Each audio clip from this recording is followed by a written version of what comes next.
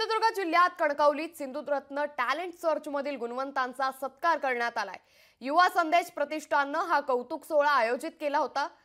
STS 2024 मधील जिल्हा गुणवत्ता यादीतील इयत्ता 4थी, 6वी आणि 7वी मधील 15 गुणवंत विद्यार्थ्यांचा सन्मान यावेळी करण्यात आला। सर्व गुणवंत विद्यार्थ्यांना मेडल आणि सन्मान चिन्ह देऊन गौरवण्यात आलं। यावेळी जिजाऊ संस्थेचे अध्यक्ष निलेश सांबरे, शिक्षण मंत्री दीपक केसरकर आणि आमदार नितेश राणेंच्या हस्ते विद्यार्थ्यांचा सत्कार करण्यात आला।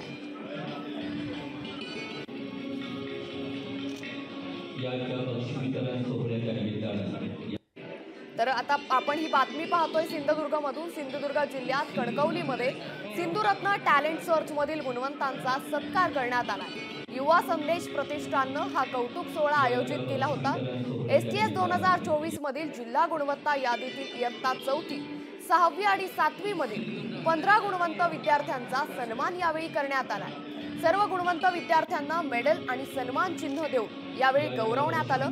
जिजाऊ संस्थेचे अध्यक्ष निलेश सांबरे, शिक्षण मंत्री दीपक केसरकर आणि आमदार नितेश राणेंच्या हस्ते या गुणवंत विद्यार्थ्यांचा सत्कार यावेळी करण्यात आलाय।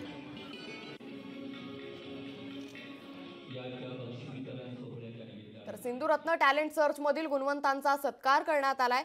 गुणवंतांचा मेडल आणि सन्मान चिन्ह देऊन हा गौरव करण्यात आलाय।